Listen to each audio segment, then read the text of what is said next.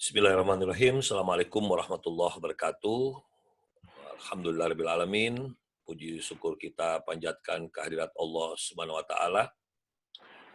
Salawat kepada baginda Nabi besar Muhammad Sallallahu Alaihi Wasallam dan berserah diri kita kepada apa-apa yang telah beliau ajarkan. Selanjutnya kita akan meneruskan ikhtiar kita untuk menyempurnakan diri kita, memahami ilmu berbicara di saat kita melakukan dakwah. Kita sudah sampai ke beberapa poin dan hari ini kita akan mempertegas tentang bagaimana ketika kita akan mulai berbicara, kita harus melakukan pemahaman. Tapi ini Om Bagus tambahkan ya, perbedaan-perbedaan yang ada di saat kita itu berbicara di depan umum. Ya, Om Bagus akan menunjukkan nanti kalau misalnya bisa kamu foto, kalau tidak ya nanti bisa untuk Om Bagus pelan-pelan menjelaskan. Pemahaman alasan kita belajar berbicara, kenapa itu berbicara harus didalami, karena kita sering lupa bahwa berbicara itu sebenarnya banyak disalahpahami oleh masyarakat. Ya. Berbicara itu posisinya di speaking. Ya, posisinya berbicara itu di speaking. Jadi tolong bedakan sebenarnya mana yang namanya speaking dan mana yang namanya talking. Ini dua hal yang berbeda. Perbedaannya ada di mana? Om Bagus akan perlihatkan satu-satu. Ya. Kalau talking, seseorang itu dikuasai oleh bawah sadarnya. Sementara speaking itu berbeda ya. Nanti kita lihat lagi. Kalau talking itu sudah Allah sendiri yang ajarkan. Makanya Om Bagus beri kode di situ. Talking itu sebenarnya berasal dari laduni, data laduni. Jadi orang tidak perlu sekolah, tapi bisa lancar berbicara. Kenapa? Karena Allah sendiri yang mengajarkan manusia untuk berbicara. Ngomong. Ya, bukan berbicara, ngomong. Kita lanjutkan. Yang ketiga, relax. Orang talking itu kenapa lancar? Kenapa kalau kamu di kantin, jalan-jalan sama teman di plaza, atau ngobrol di taman, ngobrol di kafe, kenapa lancar omongan kita? Ya karena di situ kondisinya relax. Kapan manusia tegang, itu sudah bukan berbicara, bukan ngomong namanya, sudah mulai berbicara. Apalagi coba kamu ngobrol, terus ada yang iseng, tiba-tiba nyalain kamera. Ketika dinyalain kamera, kita mulai atur-atur cara kita ngomong. Mengatur-ngatur cara ngomong itu sudah pindah ke berbicara. Biasanya talking itu karena tempatnya santai. Tempat-tempatnya santai. Memang tempatnya santai. Kafe, nggak ada orang di kafe itu speaking itu nggak ada. Kecuali kalau kamu berkenal orang, misalnya Jahit masuk kafe penuh. Terus ada cowok 2 orang di meja, di mana di meja itu ada 6 bangku, dia cuma berdua. Nah, waktu kamu datangi, nggak mungkin kamu datangi dalam kondisi kamu talking, pasti speaking. Permisi bang, mau nanya, apakah kursi ini kosong atau mas ini nunggu teman? Dia pun jawab dengan berusaha untuk rileks. Kalau misalnya dia memang sudah booking tempat itu dan teman-temannya akan datang, maka pasti Jahit akan dijawab dengan jawaban speaking. Oh maaf Pak, ini ada yang punya, kami sedang menunggu teman kami. Pasti dia menggunakan kata kami. Tapi kalau misalnya memang dia cuma ngobrol berdua dan tidak speaking, dia cuma mau ngobrol, maka pasti dia, oh duduk aja mas, tidak apa-apa mas, kosong kok ini, duduk aja. Nah, berarti dia talking juga kan? Jadi tolong kalian bisa memahami perbedaan antara talking dan speaking. Ya, ini jarang dibahas. Ya, jarang dibahas. Nah, maka seketika itu juga Jahit akan duduk di situ. Dan waktu kau duduk, awal-awal kau bicara sama dia, pasti kamu speaking. Nggak mungkin langsung talking, karena kamu kan nggak kenal. Jadi, speaking itu adalah komunikasi yang formal, komunikasi yang menjaga diri, menjaga jarak. Ya. Apalagi corona begini, kita jarang langsung talking. Langsung kita speaking sama, mas, sorry mas, jaga jarak dong. Sorry mas ya, saya tidak jabat tangan karena pasti speaking. Nggak mungkin talking. Kecuali kau talking kalau sama temanmu. Bagus, lanjutkan. Jadi tempatnya memang santai. Dan sering dilakukan, makanya kita terbiasa. Jadi yang paling parah itu orang yang pendiam, tidak pernah ngomong, apalagi berbicara. Disuruh ngomong aja nggak bisa. Nah, kalau kita kan disuruh ngomong lancar, disuruh berbicara ya masalah. Tapi ada orang yang disuruh ngomong aja susah. Suruh ngomong aja susah. Kenapa? Ya karena tidak terbiasa. Nah, makanya talking itu sebenarnya sering dilakukan. Karena di rumah kan kita sama orang tua talking, sama adik talking, sama kakak, paman, bibi, nenek, ya kakek. Kita talking terus. Kita lanjutkan. Talking itu adalah komunikasi yang tanpa beban. Jadi kenapa tidak ada orang yang takut ngobrol? Ya karena tidak ada beban. Gitu loh. Apalagi misalnya Ridho ketemu si Imam, ketemu si Jahid, datang lagi si Hakim. Kamu pasti ketemu ya pasti ngobrol. Woi dari mana lu? Waduh, ya, kayak tadi ini kenapa ini mic-nya ditutup ini kenapa ini? Itu kan Om Bagus dengar semua. Itulah talking. Jadi Om Bagus pengen mendengar ketika kau talking itu apa sih konsentrasinya. Mana nih Om Bagus ini kok belum dimulai nih gitu. Itu kan talking semua. Tapi coba kalau seandainya gambarnya Om situ langsung kelihatan. Pasti speaking semua. Assalamualaikum Om. Om apa kabar Om? Jaim. Jaim. Makanya Om Bagus pengen dengar. Tuh Ridho tuh ketawa-ketawa tuh. Kelihatan tuh. Itu gayanya Ridho banget itu. Oke Om Bagus lanjut. Jadi talking itu kan sesuatu yang tidak ada beban. Dan makanya kenapa kita lancar talkingnya tidak ada beban. Mau bohong kek, mau guyon kek, masuk di situ. Tetapi kalau kita speaking nggak bisa loh. Lu mau guyon aja, itu ada tatanannya. Coba kalau kamu hadir di depan umum ya, hadirlah situ 400 orang, kau disuruh berbicara di tengah-tengah. Lalu kau disuruh, Dok, kamu ngobrol, bikin ini audiens ketawa. Belum tentu juga kau berani dan bisa. Bisa-bisa dia ketawa memang, tapi bukan ketawa karena lucu, ketawa karena ngetawain kita. Jadi pelawak itu ada dua model.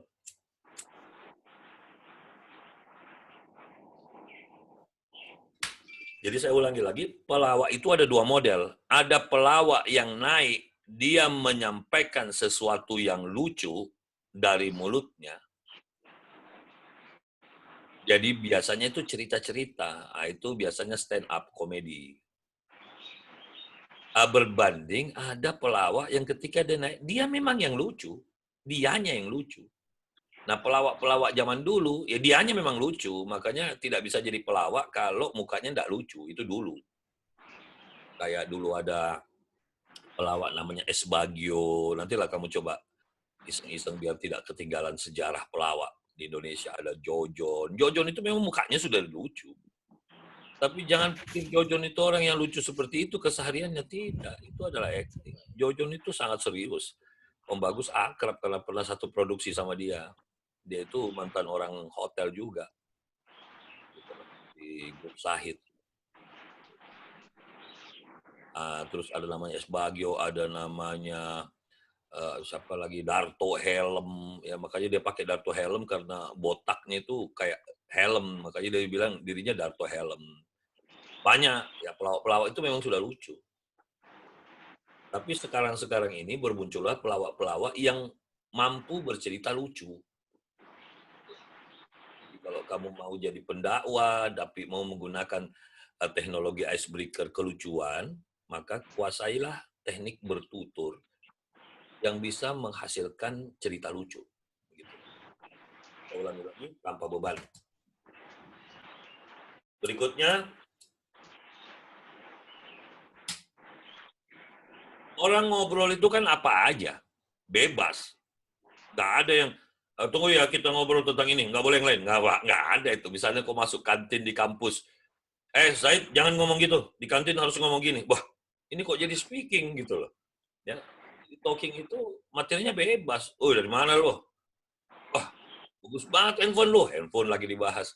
Gue liat lu kemarin bonceng cewek, siapa tuh? Cewek lagi dibahas. Jadi orang yang talking kenapa jadi enak, lancar? Karena materinya bebas. Mana lagi? Talking itu nggak ada etika, nggak ada etiketnya, bebas. Apalagi sama teman, ya. Kata-kata pun tidak diatur. Ya, mohon maaf nih, sampai TAI pun diucapkan, gitu loh. Ah, tai lu, tai lu. Coba kalau kamu naik panggung ngomong tai kalau udah dilempar sama orang, ya. Babi lu, anjing lu. Itu semua adalah talking. Talking itu tidak ada etika. Tidak ada etika. Bahasanya bebas. Kamu mau Betawian kek, lu mau apa kek, lalu-lalu bebas. Fokus pada cerita. Jadi orang talking itu fokusnya pada cerita. Jadi kenapa kita jago banget? Karena banyak orang hebat ketika talking. Tapi ketika dia disuruh speaking, itu yang kacau. Image terlupakan. Misalnya Ridho, pusing amat ketika dia ngomong, dia mau pakai baju robek-robek, kek, dia mau pakai sandal jepit, kek, image itu terlupakan. Dia sudah lupa kalau dia itu, misalnya kalau dia pejabat, misalnya lu suatu ketika jadi, katakanlah Ridho, suatu ketika jadi Menteri Agama, ya.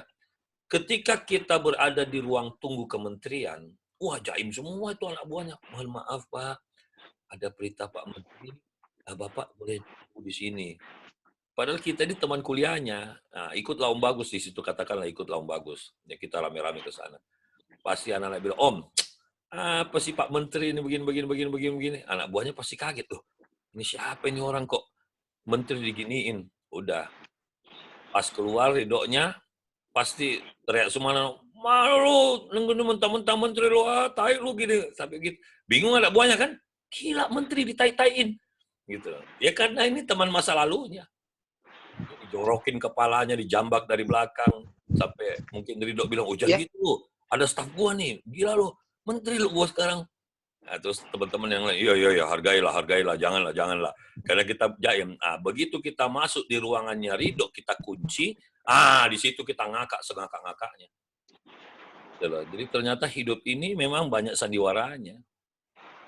Dan orang yang tidak bisa kita pertontonkan sandiwara itu adalah orang yang tahu masa lalu kita. Ya, jadi kecuali kalau tiba-tiba di antara Anda semua ada satu yang gagal, yang misalnya tiba-tiba ikut aliran sesat, pasti kita datang ke dia itu tidak bisa talking, pasti kita speaking. Begini brother, kami datang ini semua karena mendengar kamu itu hidupnya sekarang begini. Pasti kita speaking, karena mulai serius. Yang terakhir, gerak tubuh kita bebas. Kalau kita talking, terserah lu lah kaki lu mau taruh di mana ya. Terserah lu lah kau mau apa. Jadi contoh kita ini kuliah online, sebenarnya kan speaking. Tapi karena kita ini bukan pertemuan awal dan sudah mulai akrab, lagi pula memang medianya tidak bisa kita berspeaking, maka bagaimana gayamu ikut kuliah itu suka-suka lu lah, karena namanya ini di rumah lo, ya kan? Kalian tidak kena hukum speaking. Kalau mau kuliah seperti Anas itu yang pusing kepalanya, ya, yang tarik-tarik ke belakang, mau ketawa, dia mau pangku lehernya, suka-suka dia lah. Mau kayak Ridho sambil merokok, ngopi, suka-suka dia lah. Namanya juga kan kita kuliahnya ini sekarang talking, bukan speaking lagi gitu loh. Tapi kalau ada teman yang mau bergaya speaking, ya nggak salah juga. Apalagi Iqbal kan susah dia talking, dia kan speaking melulu. Ya. Baik, ini Om Bagus nggak pernah lihat si siapa? Adit, kemana dia?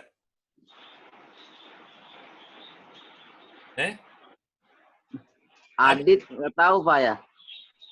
Tapi kemarin sempat ada. Kemarin sempat hadir. Nggak ada dia, Mat. Di grup juga jarang muncul, Om.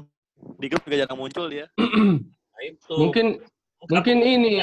Mungkin dia nggak tahu. Ada dikabarin di grup itu. Di grup kabarin, Om. Mungkin sinyal apa daerah apa gimana? Di Egi juga ada Egi juga di kelas A, tak? Iya. Ini kan ini kan sudah bergabung tuh antara kelas A dan B. Iya. Udah, Pak. Udah. Bergabung ya. Ya. Oke, kita lanjut kalau gitu ya. Baik, sekarang kita pindah ke speaking. Ya, kalau tadi talking kita sudah bahas, bedanya sama speaking apa? Nah ini speaking, coba kita lihat ya. Oh sorry, kalau kita talking itu lebih mengarah ke, sebentar ya, ini kok jadi kita lebih mengenal audiens lebih akrab kalau talking itu. Tadi juga saya kayaknya sudah bahas dari awal. Kalau kita nggak kenal orang pasti speaking, kalau kita kenal pasti talking. Nah, bedanya antara talking dan speaking. Ketika talking itu bawah sadar, speaking itu sadar.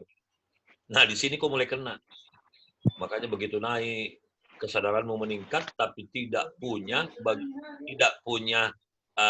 ilmu bagaimana berbicara standar sadar, tanganmu kacau, kakimu kacau, omonganmu kacau, pilihan katanya kacau. Nah, disitulah kau kena serangan deg-degan, nervous, gitu loh.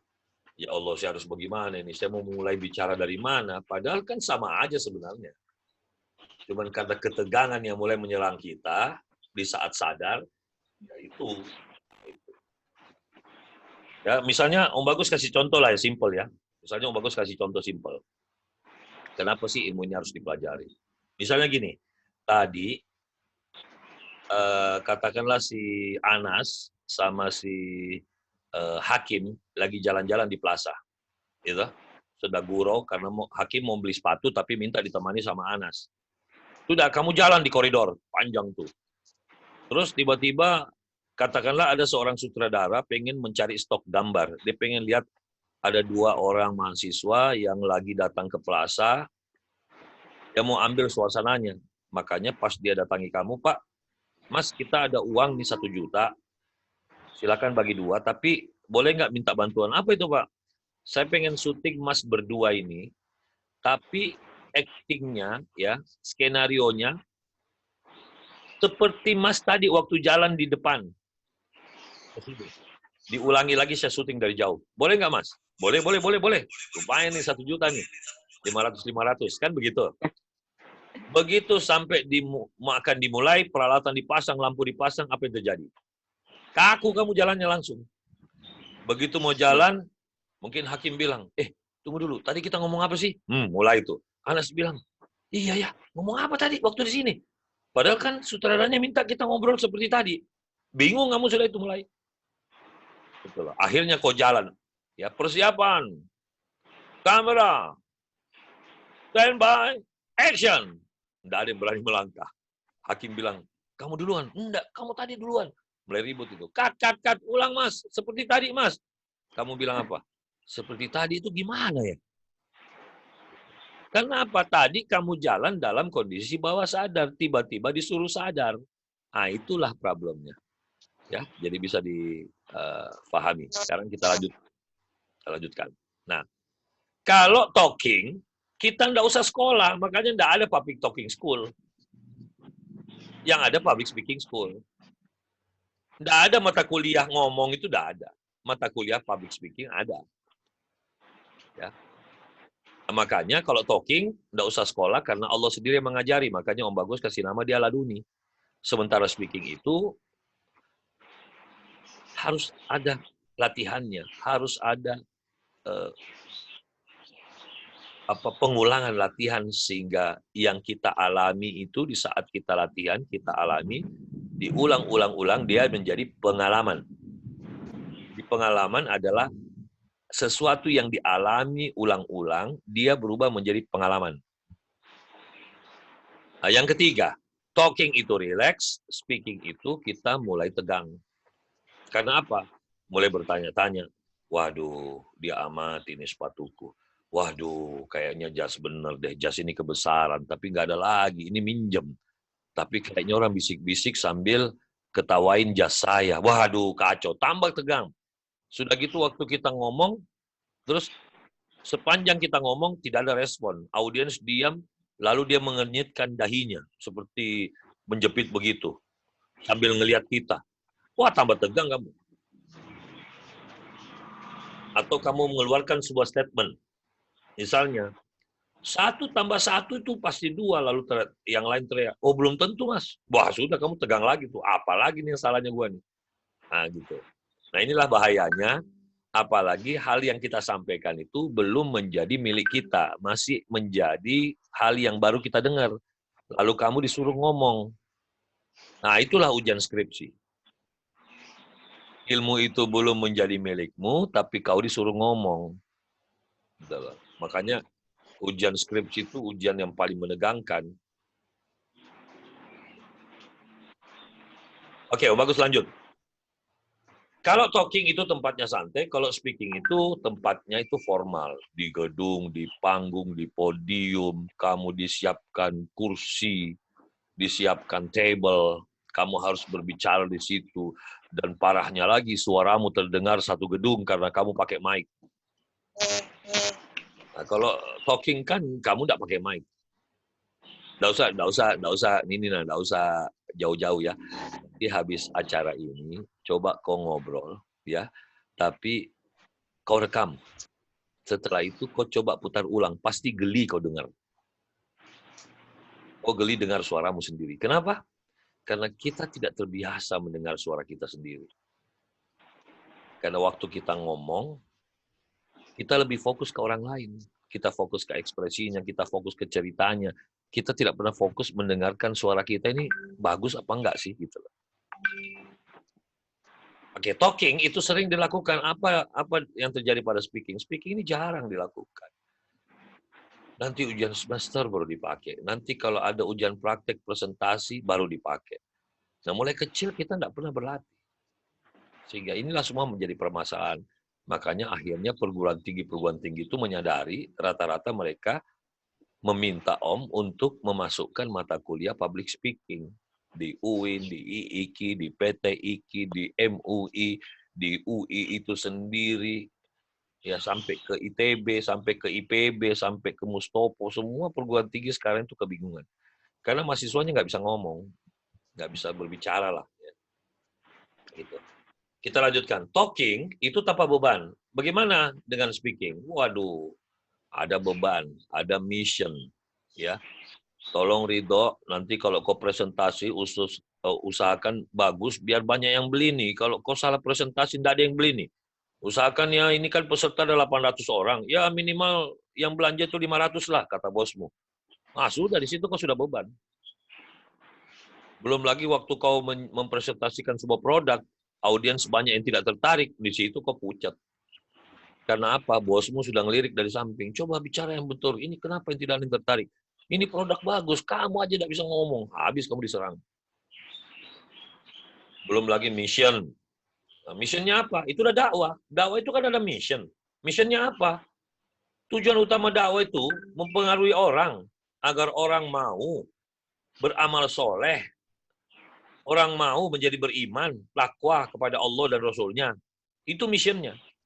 Nah, kalau kita hanya menyampaikan khutbah bodoh-bodoh, pokoknya yang penting gue udah nyampaikan adabnya khutbah, gue sudah salam, gue salawat, gue ajakan bertakwa, gue udah baca ayat, gue hamdalah, gue syahad dan terakhir doa untuk muslimin muslimat, udah, pokoknya gue udah khutbah itu. Itu kan kacau banget kalau kita gitu. Berarti kita tidak paham bahwa berbicara itu ada mission. Bagaimana caranya saya berbicara ini orang termotivasi agar mau beriman dan takwa. Ya.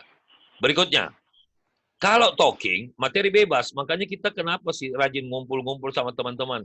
Karena waktu ngumpul itu materi bebas. Coba Om Bagus bilang, minggu depan kalian berbicara tentang teori penentu datangnya hikmah. Mampus, gue belum latihan gitu. Nggak bisa, nggak ada yang datang. Datang pun nervous. Karena ditentukan materinya. Apalagi Om Bagus bilang, coba kalian bicara ya, bagaimana caranya Om Bagus sebagai pendengar itu merasa bahagia dengan informasi. Merasa tenang dengan apresiasimu. Merasa senang dengan suaramu. Dan juga mimikmu, ekspresimu itu. Waduh, itu beban numpuk di kepalamu, nggak jadi datang ujian. Jadi materi, kalau talking itu bebas. Kalau speaking itu ditentukan, materinya khusus. Mari kita lihat. Talking itu tidak ada etika-etiket. Speaking, ya Allah. Mulai, Ridho, suaramu kok monoton. Kok cempreng. Ini pakai 1/4, kenapa pakai medium, kenapa pakai 3/4. Ini kata persuasif, kenapa tidak ada penekanan. Coba itu mukamu flat, coba itu tanganmu kok garuk-garuk. Banyak sekali etikanya, banyak sekali etiketnya. Makanya kenapa pembicara itu dibayar mahal. Karena tidak semua orang mampu untuk menerapkan kaidah-kaidah yang ada di speaking ini. Nah, permasalahannya, mengapa kok kamu mengambil jurusan dakwah? Mengapa kok kamu mengambil jurusan KPI? Sementara itu adalah pekerjaan untuk speaking. Nah, kalau kau tidak mempelajari speaking, ya untuk apa kau kuliah di situ? Biar kau lulus kumlot, kalau speakingmu ngaco, ya ngaco. Semua ujung-ujungnya ngaco. Ibarat begini loh, Ridho beli mobil paling mahal di muka bumi, tapi dia tidak bisa nyetir. Terus mau ngapain? Ya kan? Tidak bisa bermanuver. Oh ini mobilnya siapa? Cakep banget. Mobil Ridho. Mana dia? No, nyari supir. Ya diketawain loh. Udah loh. Beli, itu kalau mobil masih bergaya lah ada supirnya. Ini motor, dia beli Harley. Ridho beli Harley. Tapi dia nggak bisa nyetir motor. Masa dia beli dia dibonceng? Kemana-mana. Mana ada sih orang naik motor pakai supir? Nah itu ya karena tidak punya ilmu jalan. Nah kita lanjut. Talking itu bahasanya bebas. Speaking bahasanya diatur, khusus juga. Jangan ngomong lu gua, itu talking. Anda dan kami. Anda dan saya. Kalau kita talking, weh, Dok, ambilin itu, Dok. Itu talking. Kalau speaking, Saudara Ridho, apakah Anda berkenan bantu saya untuk mengambilkan barang yang itu? Coba itu. Itu speaking. Weh, beliin rokok dong. Ya, balik nanti sini bawa rokok. Nanti ku ganti duit lo. Itu talking. Saudaraku, maukah kamu berkenan untuk mampir nanti sekembalimu ke tempat itu, ke sini, untuk membelikan saya rokok? Tolong belikan saya 1 bungkus, dan nanti begitu Anda tiba, uang Anda akan saya kembalikan, saya ganti kembali. Coba itu. Nah, kita kadang-kadang ngomong seperti itu aja belepotan. Makanya kenapa kita takut ngomong sama dosen, takut ngomong sama rektor, apalagi ada forum pertemuan di mana ada pejabat. Lalu ditanya, siapa di antara kalian ingin bertanya? Sudah, speaking itu. Begitu kau dikasih mic, sementara yang hadir itu bukan hanya anak PT IKI, tapi mahasiswa-mahasiswa se-Jakarta, mampus loh. Kalau tidak bisa lancar bicaranya. Udah, diam, mengkerut itu. Mengkerut bibirnya. Pegang mic itu pakai 2 tangan. Bergetar semua. Jangankan dirinya, orang di sampingnya juga ikut getar. Gitu, ya. Berikutnya, talking itu fokus pada cerita, sementara speaking itu fokusnya bercabang-cabang. Harus dialih-alihkan ya. Habis bicara ini harus pindah ke sini, pindah ke sini, pindah ke sini ya. Image di talking itu terlupakan, sementara speaking itu jaga image. Jaim kamu. Cara jalanmu, cara ngomongmu, jaim kamu. Talking itu gerak tubuh bebas, speaking itu geraknya teratur, sesuai dengan keselarasan 3V. Kita lanjutkan. Kalau talking, rata-rata kita mengenal audiens, tapi kalau speaking, itu audiensnya belum kita kenal loh. Dia tidak tahu siapa kita. Coba ketika kamu khutbah Jumat, kau kenal audiens? Enggak. Paling yang kau kenal itu yang undang kau ke situ. Ustaz sudah datang, silakan. Nah, itulah yang kenal kau. Audiens, jamaah, enggak ada yang kenal. Begitu kau ceramah, salah. Apa yang mereka katakan? Siapa sih ini khotibnya? Siapa ini manggil ini? Itu yang manggil itu, Pak Anu. Wah, sama aja nih 2 orang nih. Panggil penceramah kayak begini. Lain kali jangan diundang ini. Protes tuh jamaah. Oke, itu 2 hal yang harus Anda pahami.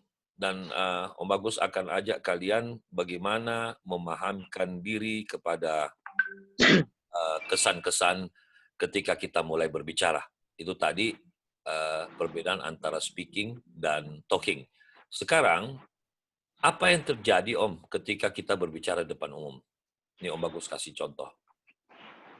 Ketika seseorang itu berbicara, katakanlah dia berdakwah, maka harus kita ingat, kita sedang memamerkan dua hal.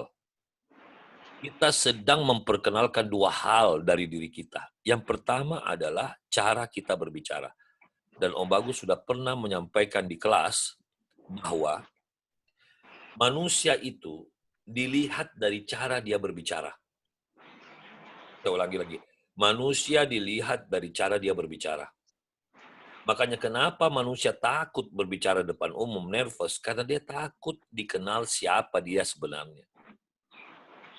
Nah, lucunya manusia yang tidak mau jujur dalam hidupnya, kalau dia bego, dia tidak mau ketahuan begonya.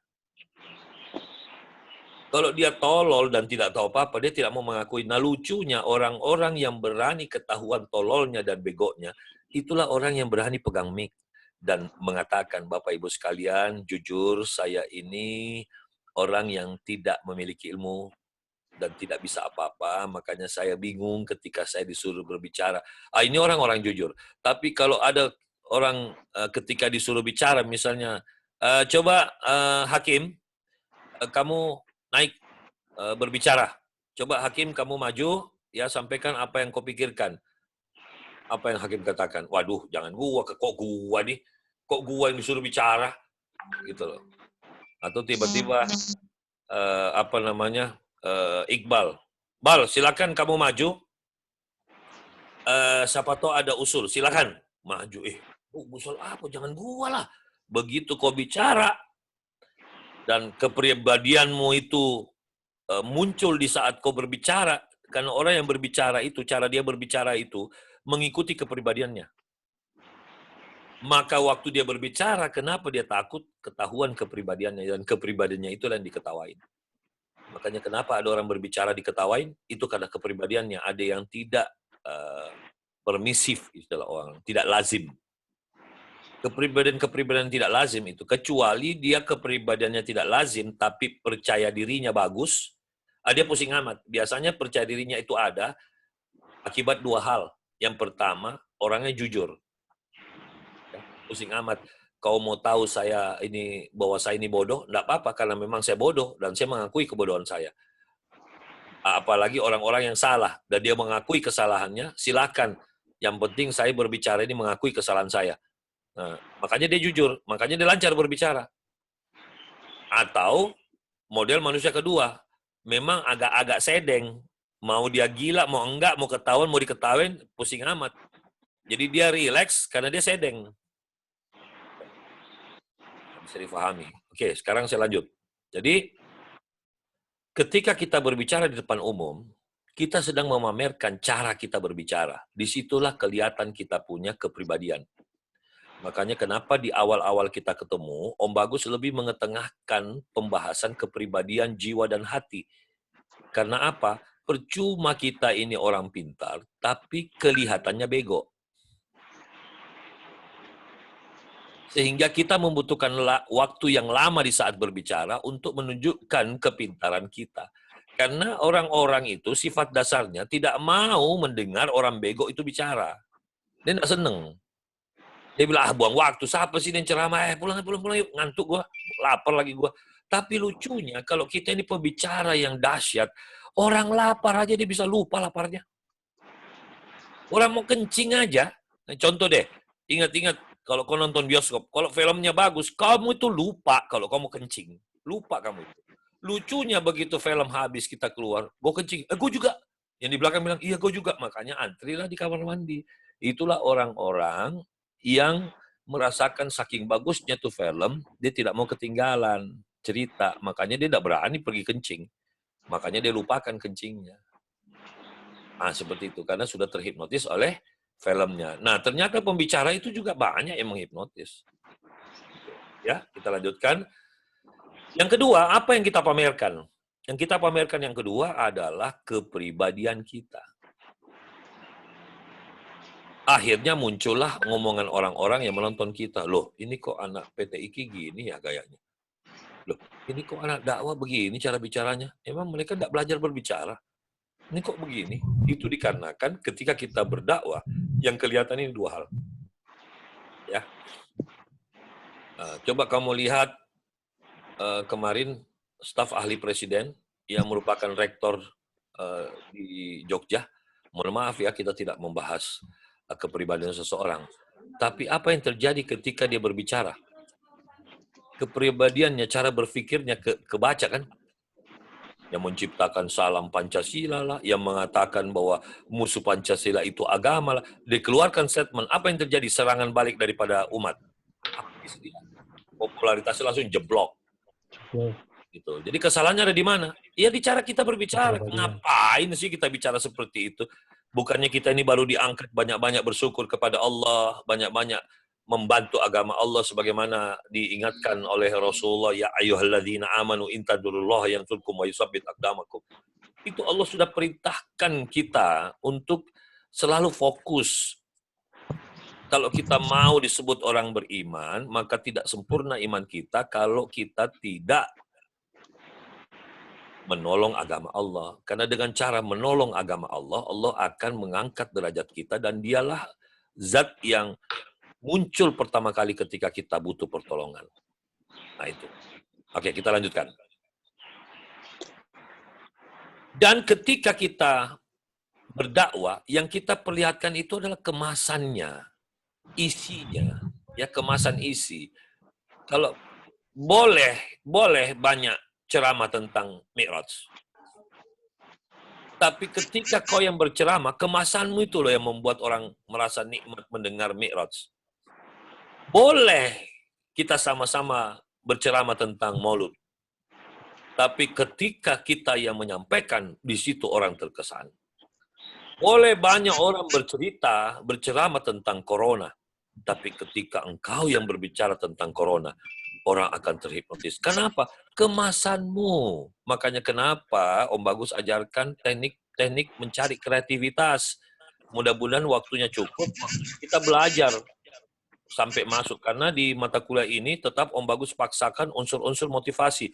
Jadi kamu juga harus bisa tahu bagaimana memotivasi orang. Ya, seperti itu.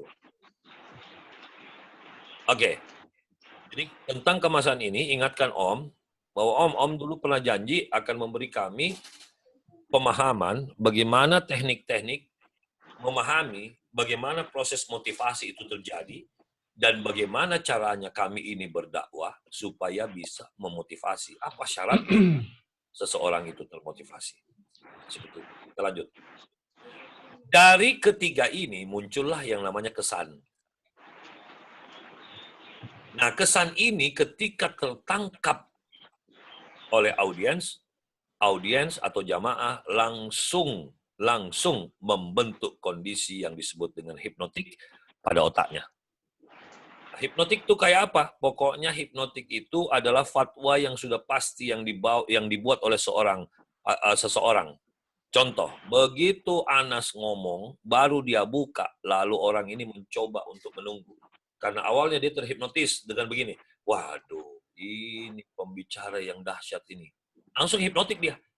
Wah ini tunggu dulu. Udah bilangin, aku nggak jadi pulang. Ini penting nih, gue dengar nih. Kenapa? Kau baru buka aja, orang sudah hipnotik. Tapi hipnotiknya bagus. Tapi ada orang, gimana? Kau kemana? Pak Bagus ikut nggak? Tunggu dulu. Saya dengar dulu ini sebentar. Begitu kamu ngomong, alah penceramah kok begini. Udah, gue ikut, gue pulang dia. Kenapa? Hipnotik itu cepat sekali tercipta pada diri manusia. Gitu loh. Tapi ada juga orang yang dari awal hipnotiknya tercipta itu hipnotik setengah. Tunggu dulu kita dengarin. Kalau nanti bagus ini, aku ikuti sampai selesai. Tapi kalau tidak, ya sudah, gue berhenti tengah jalan. Itu dikarenakan apa? Kita tidak mampu menciptakan hipnotik yang positif, tapi kita malah menciptakan hipnotik yang negatif. Mari kita lihat. Jadi hipnotik itu ada dua. Yang pertama, hipnotik yang negatif. Coba kalau kamu ceramah, terus lihat orang-orang seperti ini, ya coba lihat fotonya. Ada yang tunduk, ada yang sudah mulai garuk-garuk. Ini sebenarnya simbol orang sudah bosan dengar ceramahmu. Makanya segerakan wabillahi taufik wal hidayah, selama langsung habiskan aja. Ya kan? Nah, ini garuk-garuk jenggot, ini tunduk, ini justru lihat ke tempat lain. Coba lihat, mana orang yang melihat kamu? Cuma satu ini. Cuma satu ini yang ngeliat kamu. Itu pun di dalam otaknya saya bisa baca. Apa yang dia ucapkan? Lama banget sih ini ceramah, tidak berbobot, bikin ngantuk. Ini ngomongnya nih. Ini perhatikan yang bagus lingkar ini. Terus yang di sampingnya nih. Podium kalau begini, podium di mana? Podium di sini. Ya kan? Coba lihat ini. Lihat enggak kursornya Om? Lihat kursornya Om. Ini kalau saya gambar ya, perhatikan. Jadi, sebenarnya kalau kita lihat ini gambar secara saf, berarti mimbarnya ada di sini, betul? Mimbarnya ada di sini. Betul? Nah, kalau mimbarnya di situ, kenapa ini orang menghadap ke sana? Gitu? Dan di belakangnya ini sudah kena corona, ini sudah pusing kepalanya. Gitu? Yang sudah akut itu yang ini sudah akut ini akut. Dia udah tidur. Ini akut juga ini. Oh, udah tidur. Ini akut juga ini. Banyak ini yang akut ini. Saya pikir nggak ada lagi yang lihat kamu. Saya nggak tahu juga ibu-ibu di belakang ini dia daripada dengar kayak gini mending go sholawatan. Dia sholawatan di belakang. Gak ada yang ngaji ya. Ini juga sampai lihat ini. Ini lihat ke kita ini. Dia ngeliat ke kita ini orang. Apa dia bilang? Tuh kan dibahas tuh jelek katanya. Ini langsung menjawab apa? Iya benar. Itu. Ini. Jadi coba lihat, kamu bisa pelajari nih kalau kau lagi ceramah, lagi khutbah, lagi apa. Ini orang garuk-garuk kepala ini. Dia bilang apa? Kenapa gue sholat di sini? Jadi Om Bagus meminta ketika kamu nanti suatu ketika sudah mulai rajin menyampaikan khutbah, jangan kau fokus hanya di kemasan isimu. Sadarlah kepada audiensmu juga. Oke, kita lanjut. Bagaimana dengan hipnotik yang positif? Coba lihat, waduh, sampai kau ngomong aja orang sibuk ngerekam kamu. Live. Bahagia nggak, Ridho? Kalau kamu ceramah, terus orang-orang ini, cewek-cewek ini, ya, cewek-cewek, ini pasang kameranya, dia live semua. Terus dia sambil, coba perhatikan, dia foto kamu, dia live kamu, dan mukanya lihat. Bahagia banget sampai dia merasakan apa, dia mengatakan apa dalam hatinya nih orang. Ini bagus ceramahnya nih, teman-teman, kau harus tahu ini di komplek nih. Wah, gue syuting aja, gue live. Kasih di Instagram. Sampai teman-temannya semua nonton. Coba nih, ini ikut-ikut. Iya, gue juga. Ini juga, iya nih penting nih. Nah, gitu. Ini masih pusing nih, masih mikir. Aduh, tahu gitu, gue tadi bawa ini, power bank. Baterai gue lowbat nih, kan gitu. Ini nih sudah pusing dia nih. Coba lihat orang yang di belakang ini. Semua fokus kepada kamu. Nah, beginilah caranya kau memahami apakah cara berbicara kamu, kepribadian kamu, kemasanmu itu sudah menciptakan kemasan yang berkesan hipnotik yang positif. Nah, seperti itu. Banyak orang enggak begini, ya sudah begini suasana, dia asik sendiri bicara. Seakan-akan materinya ini bagus banget dan inilah orang-orang yang dilaknat Allah. Coba sampai dia begitu pikirannya. Nggak boleh kita bilang, ini nih masjid betul-betul nggak dapat rahmat. Masa gue ceramah, semua pada ngantuk. Ya kan? Makanya ada pepatah kuno berbunyi, apabila ada seorang penceramah sedang berceramah, dan ketika dia berceramah, audiens semua ngantuk, malas, pusing, bahkan ada yang tertidur, maka segera bangunkan pembicaranya. Bayangkan itu. Tapi orang yang nafsu otak ilmu public speaking-nya negatif, falsafah dia, bangunkan ini, tolong ya, tolong hargai saya ya. Saya lagi bicara ini.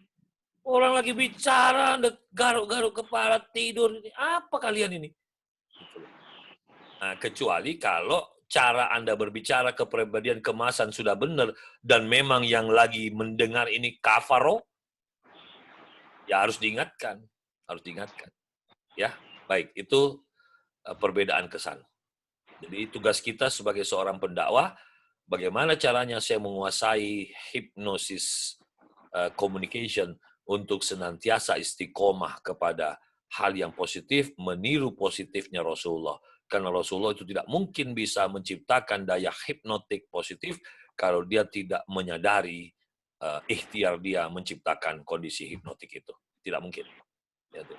Makanya dia paling tahu, manusia itu sukanya begini, manusia itu sukanya begitu. Makanya hendaknya ketika kau berbicara, kau begini, dia mematuhi ajaran hipnotis dari Allah. Wahai Muhammad, katakanlah, wahai Muhammad, wahai Muhammad, wahai Muhammad. Itu semua ajaran hipnotik dari Allah. Lalu itulah yang dipakai oleh Rasulullah sebagai bahan pikirnya, terciptalah akhlaknya. Nah, ketika tercipta akhlaknya, itulah yang tercatat menjadi hadis. Nah, itulah yang kita harus tiru. Jadi kalau kita mau belajar ilmu komunikasi, tidak mau belajar kepada Rasul, tidak mau melirik hadis dan ayat, gimana caranya ini bisa punya daya yang kuat. Nah, itu. Ya. Baik, kita lanjutkan. Atau mungkin kita break sejenak untuk memberi kesempatan kali-kali ada di antara kalian yang pengen bertanya. Silakan. Kalau pengen bertanya, langsung buka aja mic kamu. Saya Om. Ya, silakan. Ridho. Santai aja Om ya. Ya. Jadi ini Om mau nanya. Kan Ibo udah sering juga nih ngisi materi atau ceramah di sini Om. Ya. Yang Ibo bingungkan, sekarang tahun ketiga udah aktif ngisi ceramah, cuman rasa grogi sama rasa nervous tuh masih belum bisa hilang Om. Ya. Kenal masyarakat setempat juga sering interaksi. Terus minusnya yang saya sadari itu hanya materinya aja Om, pembawaan isi dari materi itu. Gimana? Tar, sebelum kamu lanjut, coba kamu lebih dekat dengan kamu tidak pakai handsfree kan? Enggak Om, enggak pakai. Nah, sekarang kamu lebih dekat dengan handphonemu dan pada saat berbicara jangan gerak-gerakkan jangan bikin ada perubahan antara sumber suara dengan handphonemu. Kalau kau bergerak-gerak, itu dia akan mempengaruhi sinyal ke sini. Jadi Om Bagus cuma bisa tangkap, selama ini kamu sudah sering untuk menyampaikan ceramah-ceramah, tapi 3 bulan terakhir ini kamu juga semakin meningkat, ya. Terus ada kendala karena sering adanya interaksi daripada jamaah. Nah, coba padahal udah sering interaksi, cuman masih rasa nervous tuh masih tetap ada Om. Nervous masih tetap ada. Oke, terus yang jadi pertanyaan?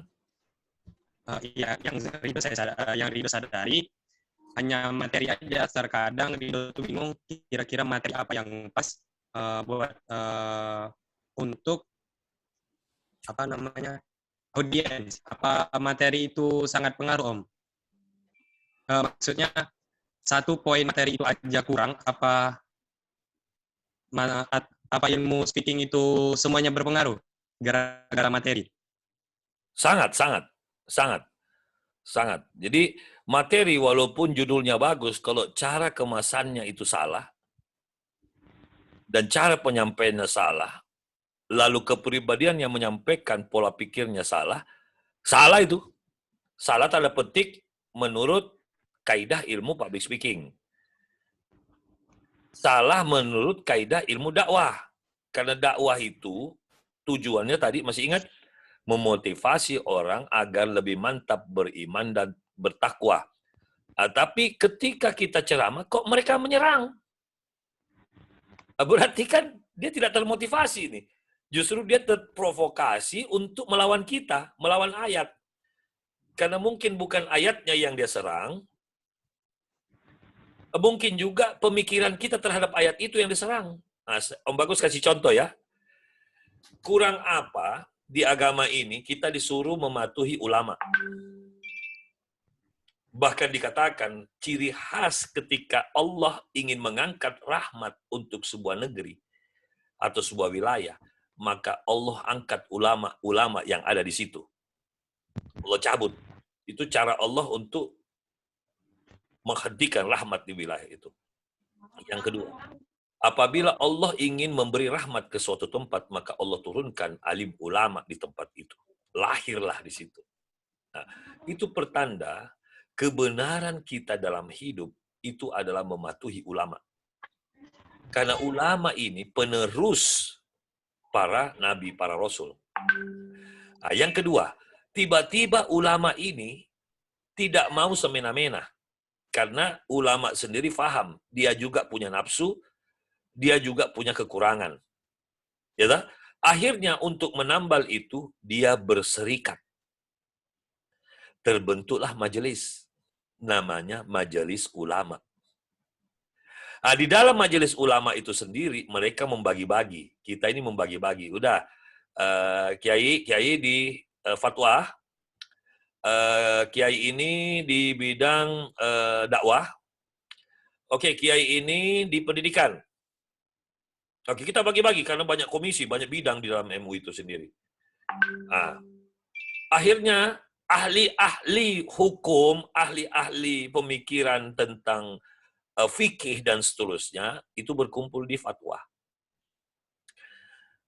Muncullah corona. Akhirnya dokter bingung. Pak, ini gimana nih, Pak? Ini meninggal gara-gara corona. Nah, orang kalau meninggal gara-gara corona, tubuhnya itu dipenuhi dengan virus. Sementara ini kalau mau dimakamkan, ini jenazah harus dimandikan dulu ini. Karena ini salah satu fardu. Kita kena semua ini kalau ini tidak dimandikan. Nah, sementara dokter bilang, jangan. Bahaya ini kalau dimandikan, kan airnya ngalir. Nah, ini kalau kena orang, atau dia turun di bumi, dia merusak apa suruh. Sudah berantem.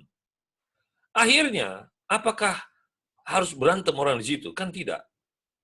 Akhirnya pemerintah memahami itu, meminta kepada ulama untuk mengeluarkan fatwa. Karena pemerintah juga ketakutan ini, ternyata ahli virus, para dokter mengatakan, tolong ini penguasa tempat, ini masyarakat kok beredar ini.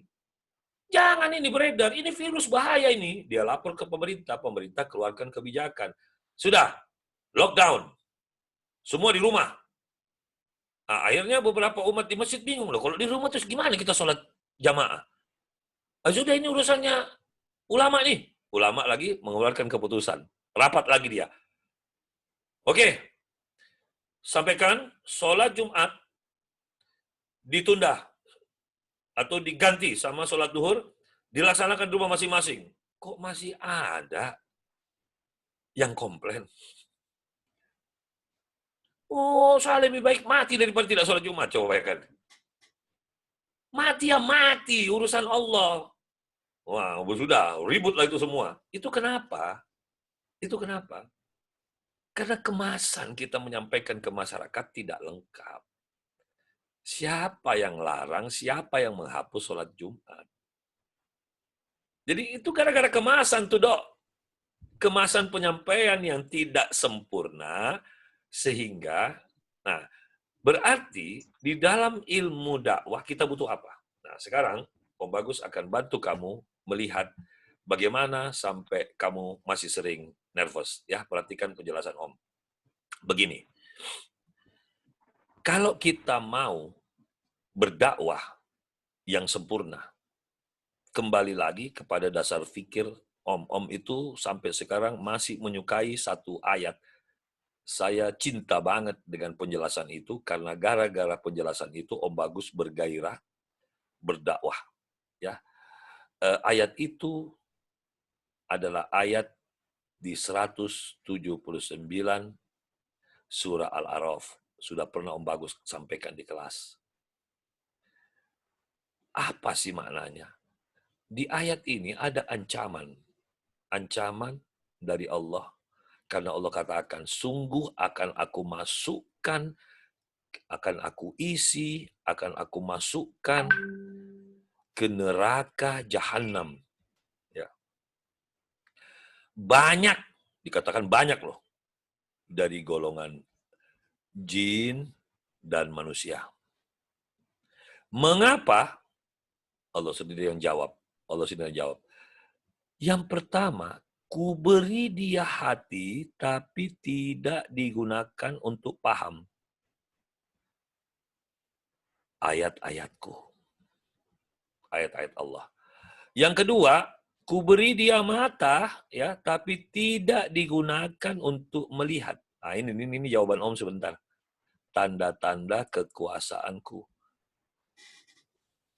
Dan kuberi dia telinga, tapi tidak digunakan untuk mendengar ayat-ayatku. Mereka ini adalah seperti ya hewan ternak, bahkan lebih buruk lagi. Nah, ini sebenarnya dasar pemikiran. Kalau begitu, Om, dakwah yang enak itu kayak apa? Ini Om Bagus minta kamu garis bawahi ya. Allah kasih kita mata, Allah pengen kita melihat tanda-tanda kekuasaannya. Jadi kalau kau pengen berdakwah supaya tidak bingung, Ridho, materi apa yang kau pengen buka, sebenarnya dari huruf pertama Al-Quran sampai huruf terakhir, itu semua materi yang indah. Cuman problemnya, kamu belum menghayati apa-apa yang kamu sudah jelaskan waktu mid semester, yaitu penentu turunnya hikmah. Nah, kalau begitu, Om, apa sih maknanya poin kedua ini? Begini,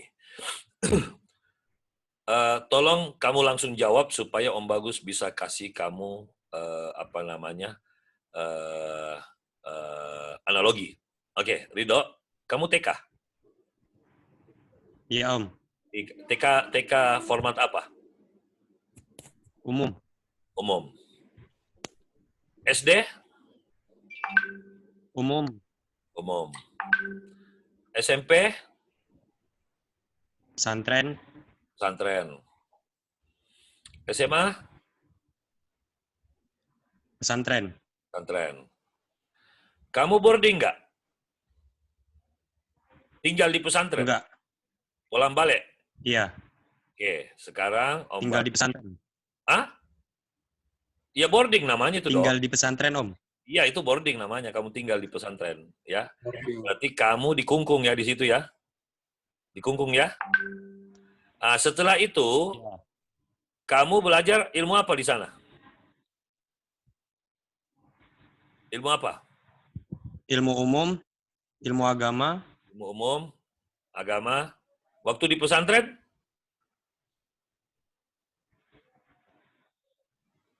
Ya, untuk umumnya itu mencakup itu semua, umum sama agama. Kalau dirinciin ya ada usul fikih, ada tafsir, Oke, akhirnya kamu Al-Quran. masuki tahun 2018 katakan. Waktu masuk 2018, kamu mulai memutuskan untuk kuliah di PT IKI. Katakanlah begitu. Ya. Tapi di situ juga kau disuruh ceramah. Yang kau harus ceramah ini apa sih? Kau ceramah tentang agama. Kenapa mereka ini kadang-kadang resisten dan akhirnya pada saat kamu ceramah, kamu diserang nervous? Sebenarnya nervous itu tercipta gara-gara kita ketakutan. Salah satunya kita ketakutan, ini Om Bagus bikin gambarannya. Kita ketakutan. Sebenarnya kenapa ada perintah masuk Islam secara kafah? Apa itu kafah, Om? Sekarang Om Bagus gambarkan kafah adalah E atau A to Z. Inilah kafah. Kalau kamu ilmunya A to Z, kira-kira masih bisa nervous nggak? Nggak bisa. Orang yang ilmunya A to Z nggak bakalan nervous. Karena apa? Coba lihat ya. Ada orang bertanya tentang hal yang ada di sini. Kamu bisa jawab nggak? Bisa. Di sini ada ilmumu. Tiba-tiba jamaah yang di sini tanya, kau punya jawaban karena kamu ada garis di sini. Ketika ada yang bertanya begini, kau bisa jawab. Jadi kemana pun larinya umat, kau bisa jawab. Nah, makanya kau tidak akan nervous. Permasalahannya, kenapa kita masih nervous? Nah, yang bertanya ini siapa? Penanya ini siapa? Umat ini siapa? Jamaah ini siapa? Di situ ada dokter. Di situ ada ekonom. Di situ ada ahli politik. Lalu kau mencoba menyampaikan agama. Kalau wawasan kamu ini tidak bisa mengikuti wawasan mereka, disitulah kau kena serangan. Apalagi dia ini sudah mengaji ke ulama-ulama besar. Mampuslah kita. Jadi tugas kita sebagai anak dakwah ada apa? Di masa mudamu Ridho dan kawan-kawan, jangan ada buku yang tidak kau baca. Jangan ada kitab yang tidak kau bahas. Jangan ada tafsir yang kau tidak santap. Jangan ada perkembangan politik yang kau lewat. Jangan ada urusan ekonomi yang kau tidak tahu. Jangan ada urusan psikologi yang kau tidak paham. Jangan ada urusan daripada emosi umat yang kau tidak tahu. Ini kau sudah kuasai semua. Begitu ini kau kuasai, coba kau ceramah. Kau capek ditahan orang. Pak, tunggu dulu Pak, jangan pulang Pak. Tambahin Pak. Pak, tolong Pak. Bapak minggu depan ke sini lagi. Pak, kau dicintai. Nah, sekarang Om Bagus kasih contoh. Inilah yang dilakukan oleh Ustadz Abdul Somad.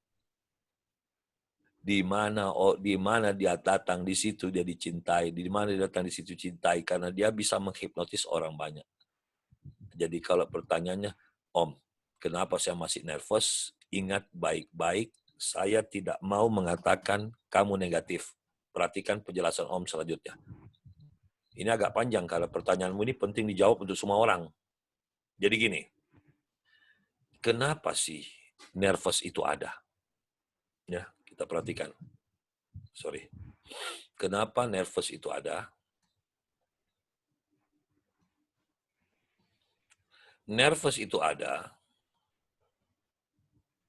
atau grogi, atau orang bilang deg-degan, ya.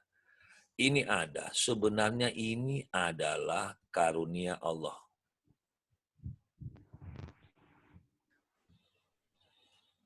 Loh kok bisa Om karunia Allah? Lah, inilah karena Maha Rahman, Maha Rahimnya Allah. Sayangnya. Kasihnya. Kenapa bisa begitu Om? Karena Allah Subhanahu wa Ta'ala tidak pengen melihat ridho ini diketawain. Dia tidak mau ridho itu dipicingkan, dilirik segala mata. Dia tidak mau ridho direndahkan. Makanya ridho diberi nervous oleh Allah. Ternyata nervous itu apa? Adalah kehati-hatian. Makanya kenapa kita ini memprepare sesuatu itu dahsyat karena kita sudah nervous. Aduh ya Allah nanti saya diketawain. Akhirnya apa?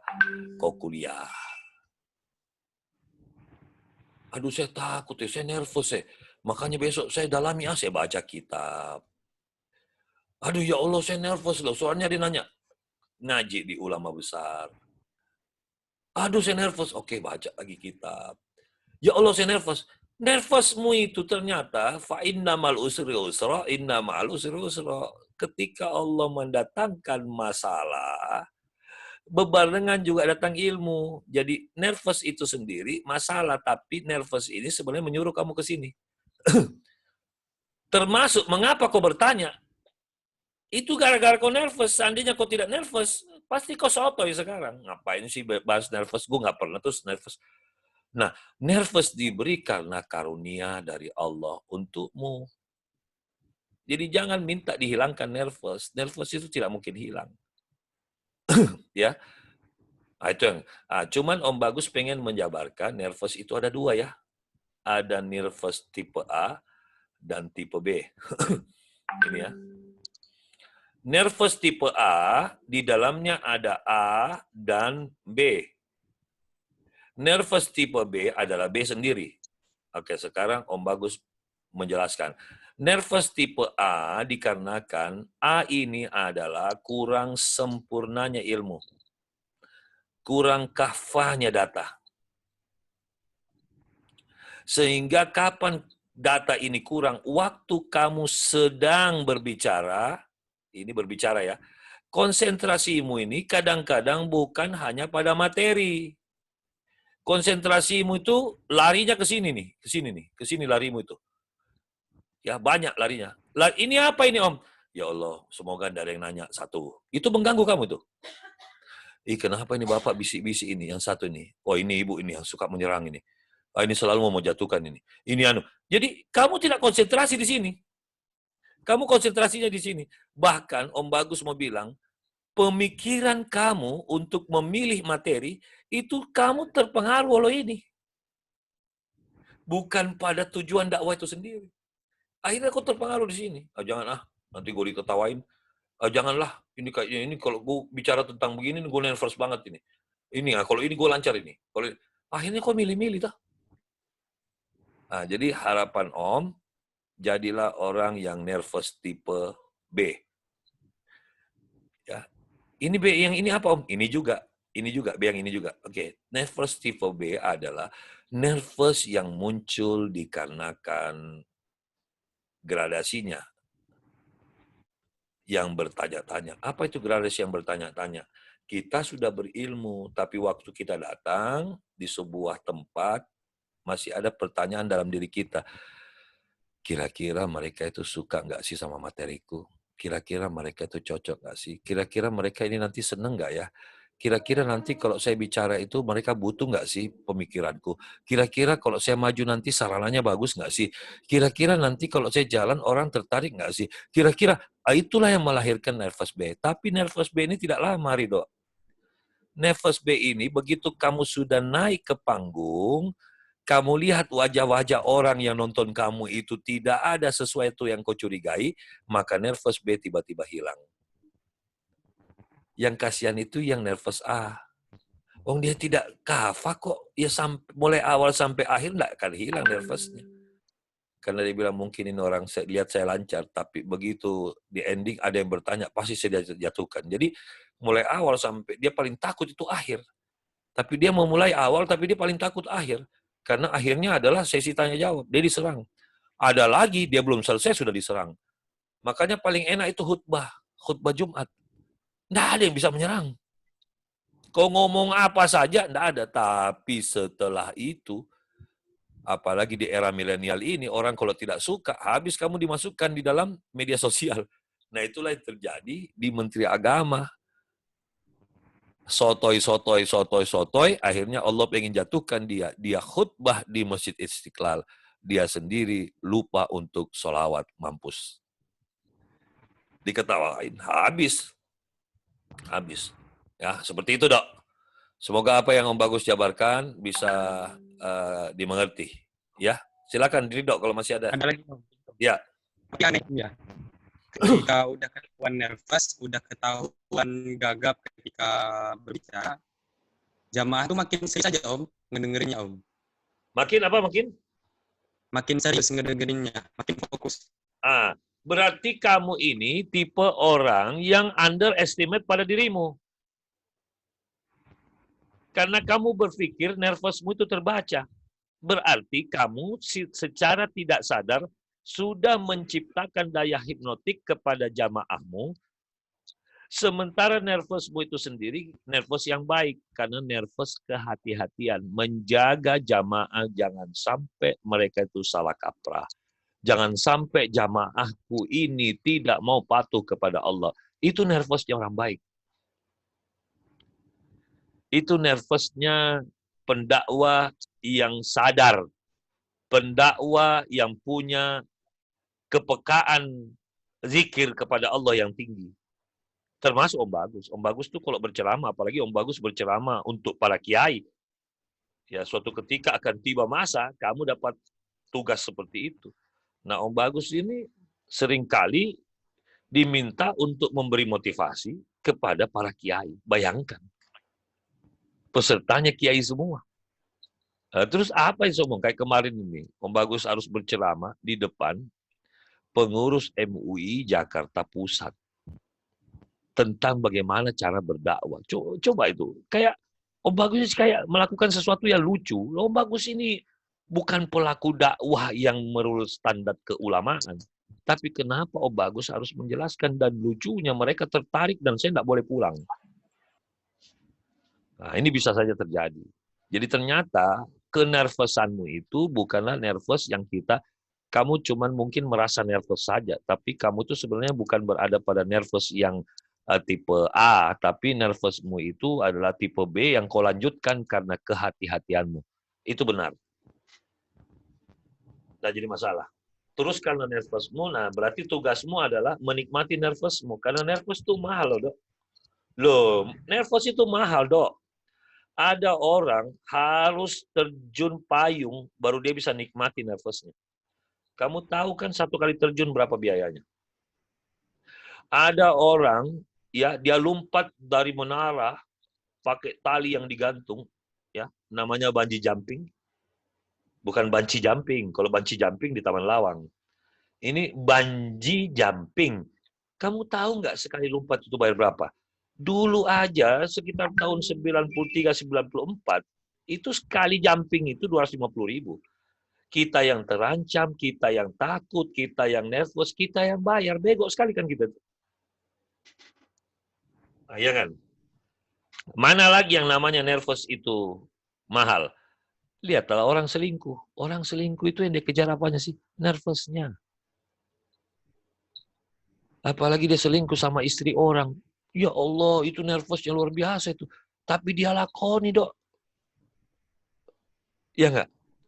Atau dia punya istri simpanan. Dia lakoni. Nervousnya luar biasa itu.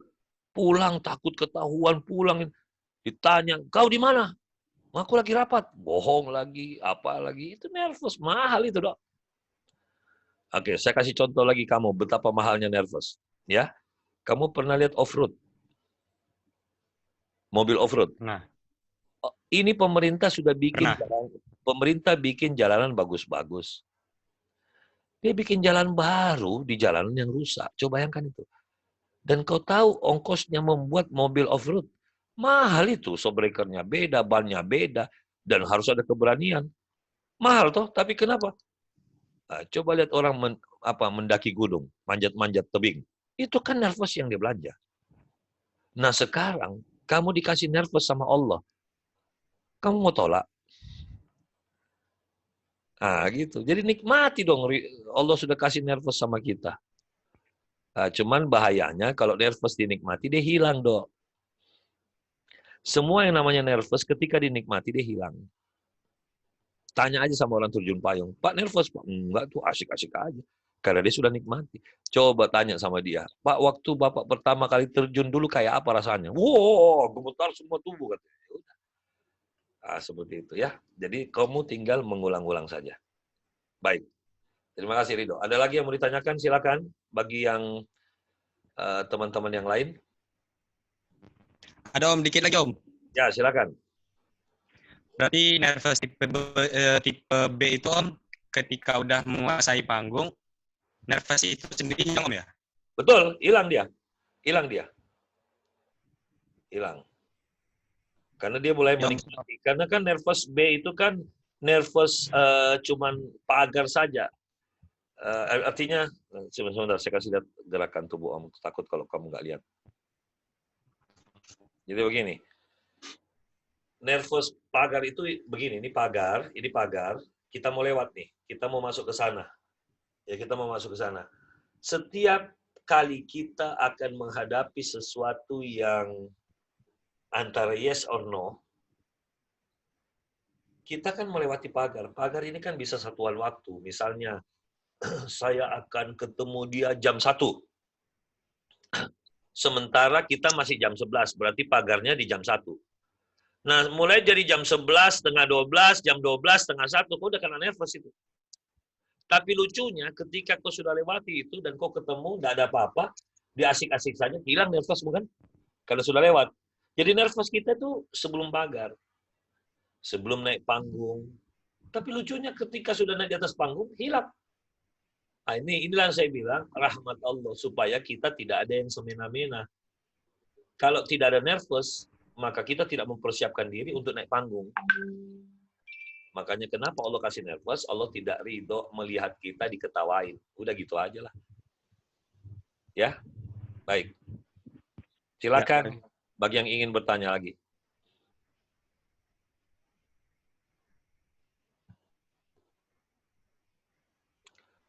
Baik, kalau tidak ada lagi yang bertanya, Om Bagus tambahkan dikit ya. Jadi tugas kita tadi bagaimana menciptakan hipnotik yang positif. Mari kita lanjutkan. Bagaimana caranya? untuk membuat orang itu hipnotik. Yang pertama, tolong para pendakwah untuk berusaha buatlah audiens itu percaya.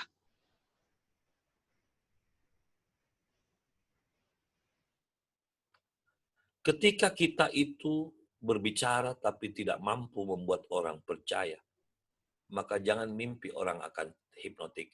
Jadi, kemaskanlah dakwamu yang membuat orang percaya. Berikanlah data-data yang konkret. Sampaikanlah. Makanya contoh, kalau baca buku, baca kitab, hafalkan penulisnya. Hafalkan nama kitabnya. Kalau perlu, hafalkan halamannya. Semisal tiba-tiba kau bilang begini, hadirin yang kami hormati, apa yang tadi Bapak Ridho tanyakan, itu jawabannya adalah bla bla bla bla bla bla, sebagaimana saya pernah membaca sebuah kitab yang berjudul bla bla bla bla bla, ditulis oleh ulama besar di abad 18 yang bernama Habaib bla bla bla bla bla bla bla. Di halaman 37 pojok kanan atas, saya ingat persis, tertulis sebagai berikut. Orang itu langsung, waduh ini dia nih. Padahal yang dihafal cuma 3 kitab. Kenapa emangnya? Kenapa emangnya? Ya tak? Maka persiapkanlah itu dok ketika berbicara. Karena itu yang membuat orang percaya. Nah, cara membuat orang percaya juga dari cara berbicaramu, cara berpikirmu. Lalu, pelajarilah teknik menulis di depan. Pelajari teknik membuat diagram pikir. Maka itu semua akan memperkuat kepercayaan orang kepadamu. Gunakanlah mimikmu dengan baik. Gunakan suaramu dengan tegas. Gunakan gerakanmu dengan dahsyat. Berikan contoh-contoh. Berikan kupasan-kupasan. Berikanlah contoh-contoh kejadian. Berikanlah bukti-bukti bahwa kamu sudah terlibat di beberapa event. Siapa sih yang tidak percaya sama kamu, dok, kalau tiba-tiba kamu bercerita begini, Bapak Ibu sekalian. Apa yang Anda tanyakan ini pernah terjadi di Yaman.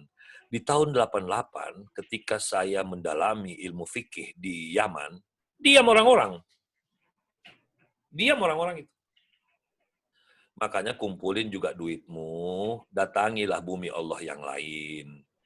Ya paling enggak seminggu. Seminggu itu jangan kau pikirkan tamasyanya, pikirkan tadabur alamnya. Gue pengen melihat masjid ini.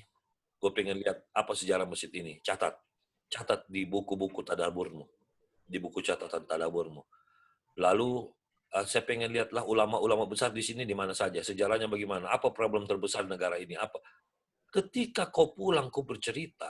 Bapak Ibu sekalian, sebelum saya lanjutkan pembicaraan kita menyangkut ekonomi ini, mari kita lihat Turki di tahun 73 dia mengalami sebuah gradasi penurunan ekonomi sampai pada poin 4. Di saat itu negara ini sedang, dan ketika saya berkunjung ke Turki dan memang saya bertanya kepada masyarakatnya bagaimana dia mengantisipasi itu pada tahun 73, rata-rata jawaban mereka, diam orang-orang itu. Tidak ada yang berani menyangkal kau. Kau sudah tiba di Turki, kau bercerita tentang Turki. Tapi kalau kita ini tidak pernah kemana-mana, cuman ibu-ibu katanya di Turki, katanya. Lalu hadirlah ternyata jamaah yang lahir di Turki, habis kita dedel-dedel. Ya, jadi bagaimana caranya ketika kita berdakwah, kita ini bisa melahirkan kekuatan dipercaya. Yang kedua, bagaimana kita bisa di saat kita menyampaikan materi, kepribadian kita, cara kita, isi materi kita, itu membuat orang yang ikut penyampaian kita itu menjadi terkesan. Ya, bagaimana lah kau mainkanlah trik-trik sulap. Oh iya Om Bagus sebenarnya mau ngajarin sulap ya, tapi Mana corona begini, sulap nggak bisa online. Misalnya kamu mainkan teknik-teknik yang simpel-simpel saja, yang Fahri sampaikan di kelas, gitu loh. Nah, itu Siapa yang nyanyi itu? anaknya siapa itu nyanyi itu? Kita matikan lagi. Baik, kita matikan lagi ya. Jadi, misalnya persuasif karena ini biasanya di meja Om ada alat-alat sulap. Mana ya? Oh, ini dia nih. Misalnya kamu mau membuat anak-anak kecil itu terkesan, ya. Terus kamu mau mengajak mereka main-main supaya mereka hipnotik, ya bisa pakai yang namanya delight. Delight itu anak-anak sekalian, bagaimana virus corona itu yang Allah ciptakan bisa tertular masuk ke dalam tubuh manusia. Misalnya kalian berjabat tangan, lalu dari virus satu pindah ke virus yang satunya. Lalu virus yang sudah masuk di tanganmu ini kamu tidak cuci tangan, lalu virus ini masuk ke dalam mulutmu. Apa yang terjadi? Maka virus itu akan bergerak masuk di dalam paru-paru dan dia hidup di paru-paru kita.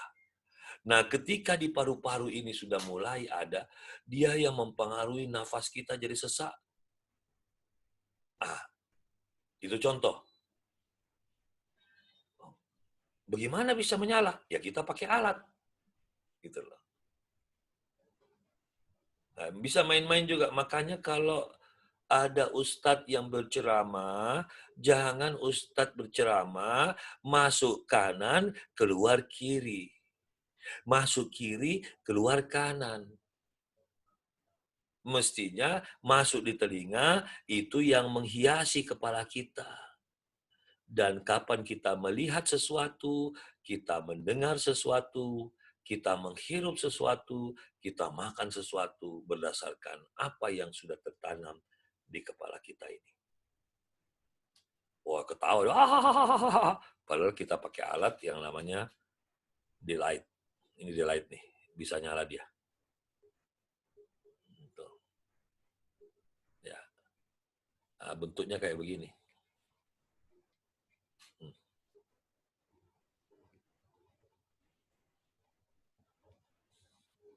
Cuman dimasukkan di tangan, lalu dipencet oleh jari tengah. Ini.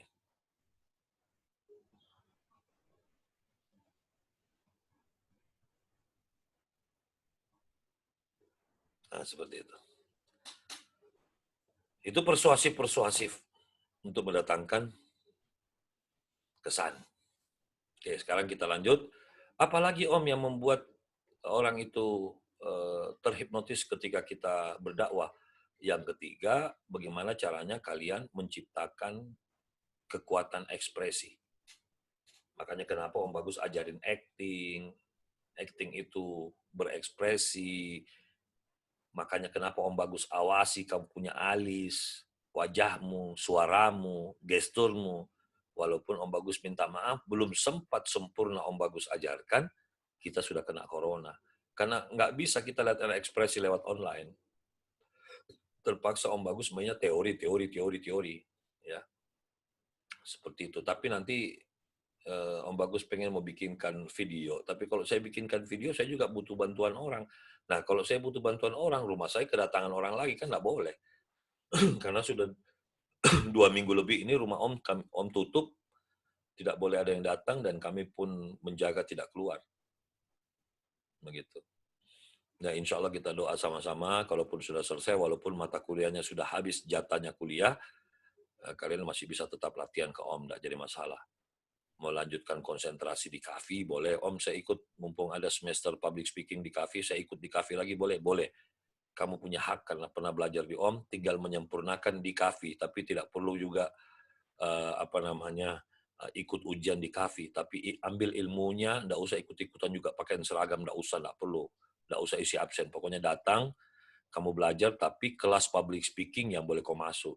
yang kelas lain nggak boleh. Ya. Jadi public speaking dia kuliahnya hari apa, kau ikut aja. Ya.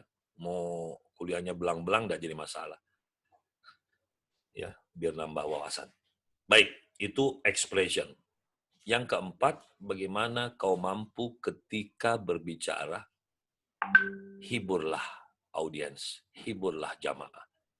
Tapi ingat ya, kamu harus belajar ilmu entertainment. Ilmu entertainment itu adalah ilmu teknik menghibur orang.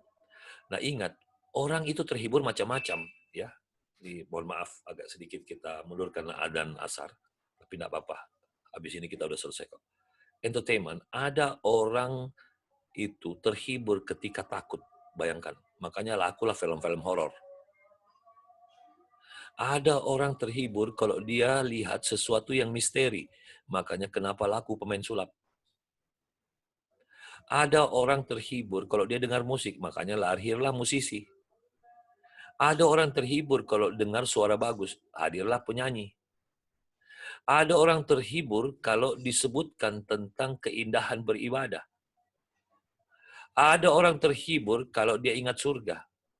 Ada orang terhibur kalau dia dibuat takut sama neraka. Ada orang terhibur kalau melihat kesaktian. Ada macam-macam loh. Orang terhibur tuh macam-macam.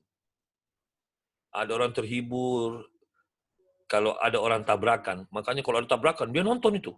Bahkan tanya, bagaimana kejadiannya begini? Yang ditanya korbannya. Korban lagi sakit, ditanya kenapa kejadiannya. Apa dia bilang, Mas kok bisa tabrakan? Dia bilang, ini korbannya bilang, Mas, kalau saya tahu, Mas, saya tidak tabrakan, katanya. Karena saya tidak tahu, itulah kejadian. Nah, seperti itu. Baik.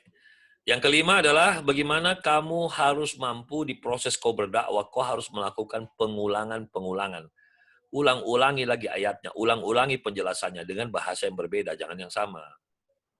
Ya, supaya itu tertanam, karena dakwah yang baik adalah memotivasi. Berikutnya, bagaimana menciptakan anchor-anchor. Apa itu anchor-anchor? Poin-poin penting yang bisa melocking otaknya tidak bisa lari. Dan bagaimana kau menciptakan kondisi-kondisi, suasana, cara kau berbicara, cara kau menyampaikan materi, ciptakanlah kondisi dengan gerakanmu, dengan mimikmu, dengan suaramu. Dan yang terakhir adalah bagaimana kamu membuat materi itu ada program di dalamnya. Dan ada self-talk. Ajar mereka untuk self-talk. Bisa, kita pasti bisa. Insya Allah kita bisa. Ya, tidak ada susah di ibadah, tidak ada berat dalam puasa itu. Semua bisa, itu self-talk. Ini yang bisa memotivasi. Ya, mohon maaf untuk hari ini perkuliahan kita hanya itu yang bisa Om Bagus sampaikan. Mengingat setelah ini Om Bagus harus ngajar lagi. Jadi kita akan kuliah lagi nanti, Om Bagus undang. Tapi mohon maaf, saya kemarin janji seminggu kita akan 2 kali, tapi kalau masih belum juga kosong ini Om, karena Om juga semakin, jadi Om Bagus pikir itu semakin saya ini lockdown, saya banyak kesempatan untuk ngajar online, ternyata tambah banyak permintaan lewat online dari masyarakat umum. Jadi Om Bagus ini sangat terbatas, pagi online, siang ini online, nanti sore online lagi, malam itu online sampai jadi Om Bagus ini ngomong sama komputer terus.